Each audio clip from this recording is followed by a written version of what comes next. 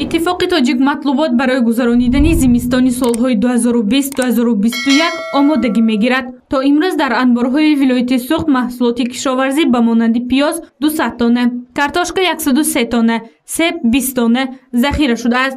به گفته مسئولین ریاست اتفاق جمعیت‌های مطلوبات ولایت، حالا ذخیره محصولات کشاورزی ادامه دارد. اینچنین محصولات با نرخ‌های دسترس به مردم پیشکش می‌گردد.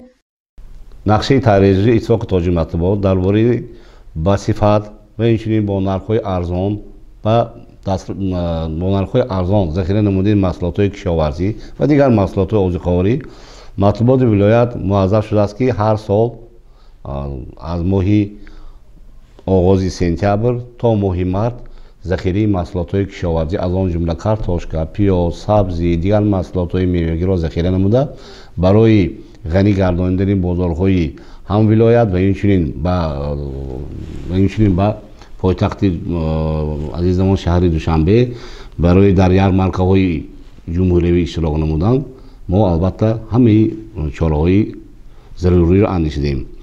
در توازن ریاست اتفاق جمعیت‌های مطلوبات ولایت سوخت 2 عدد سردخانه موجود می باشد. از اینها یک سردخانه در ناحیه باباجان غفوروف با گنجایش 200 تانه محصولات و یک عدد دیگر در شهر اسفره با گنجایش 250 تانه محصولات عمل می کند. در شهرهای سرافشان، شهرستان، مثلا در ناحیه دیوشتیش، در ناحیه عینی از سبب آنکه موسم زمستان یا اینکه موسم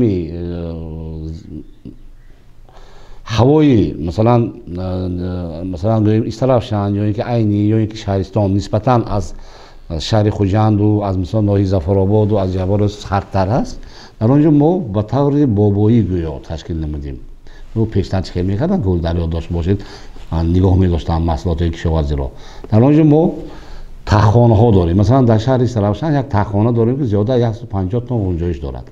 در آنجا ما زیاده از 150 تن محصولات کشاورزی از آن جمله پیاز و کارتاشکا و سبزی ذخیره نمودیم که با سپارش مطلوبات ولایت و همچنین با سپارش اتفاق تاجیک مطلوبات یعنی که با سپارش مقامات اجرایی حکومت دولت ولایت سوخت محترم رجب احمدزاده درباره تشکیل نمودن یارمارک‌ها ما آن را به استفاده می‌بریم. ما با باوری کامل گفته می‌توانیم که سال 2020 و اینچنین سال 2021 رو خیلی سال‌های قبلی ما به صفت گذرانده بودیم. البته ما سربلندانه سال 2020 و 2021 رو می‌گذرانیم. انبارهای تشکیلات و خواجگی‌های ساحه و سردخانه‌ها تأمین و بی‌ضرر گردانیده شده است. بنا به معلومات ریاست اتفاق جمعیت‌های مطلوبات ولایت سوخت، فعالیت 6 بازاری که در اختیارش است به تنظیم درآورده شده است. زیرا نظر به دیگر بازارها نرخ در این 6 بازار تا قدر امکان تحت نظارت است و محصولات خواجگی قشلاق به مردم با نرخ دسترس پیشکش شده است. اما در 6 بازاری که در اختیار ریاست اتفاق جمعیت‌های مطلوبات ولایت سوخت است، نرخ گوشت 45 سومانی معین شده است. این در حالی که در اکثر دکان‌های گوشت فروشی بازار مرکزی پنجشنبه گوشت استخوان‌دار تا 50 سومانی می باشد. در 6 بازاری که در اختیار اتفاق تاجیک مطلوبات در اختیار مطلوبات ولایت است، ما در 6 بازار دو نقطگی برای به تنظیم درآوردن نرخ و اینچنین برای دسترس برای به فروش برآوردن 2 نقطه گوشت تشکیل نمی‌دهیم که با نرخ‌های 45 سومانی فعالیت کرده است. از آن جمله در بازار پنجشنبه،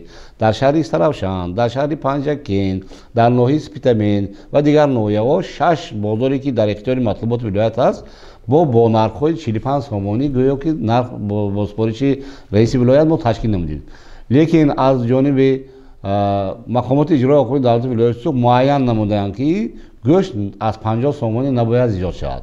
برای همین در تمام شهر و ناحیه‌ها بازارها باید که گوشت گاو با نرخ 50 سومانی به فروش برآورده میشد. از 50 سومانی زیاد نیست. اگر که باشد ما باید که دیگر تشکیلات‌هایی که مقامات‌هایی که مثال نظارتی هست باید که نظارت کنند. در بازار پنجشنبه 2 دکانی تاجیک مطلوبات فعالیت داشته. نرخ گوشت استخوان‌دار در اینجا 45 سومانی مقرر شده است. عبدالغنی پاچایف رئیس تشکیلات جمعیتی صاحبکاران بازار مرکزی پنجشنبه میگوید که برای 2 نقطه گوشت فروشی داخل بازار نیز یک قطار امتیازها پیش بینی شده است تا آنها هم در ردیف دکان‌های تاجیک مطلوبات نرخ گوشت را معتدل نگاه دارند. شرایط دادیم که مهیا کردیم همون به حسابی شرطنامه‌ش و جای کارش حاضر 45 سامانی فروخته ایستاده‌اند. حاضر گوشت گاو استخواندارش فروخته ایستاده‌اند. این اکن برای تمام قصابا هم ما همین صحبت کرده ایستاده التماس کردیم که یک کم بضاعت هستند آمده ایستاده التماس کنند. همین یک علاجی کرده خرسان کرده ایستاده نرخش سالی ارزان کرده همین تان گفته کارم برده ایستاده.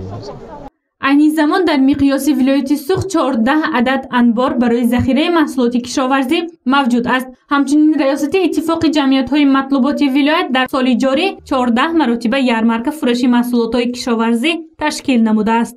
همین اهالی و ما وجودی مثال نگاه داشتن نداریم. ما تا قدر امکان که همین امکانیت داریم ما همین به ذخیره کرده در همین یارمارک‌ها کم کم تا 5 تن 10 تن هر یارمارک براده ما میفروشیم. دسترسی خلق میشه و تماش.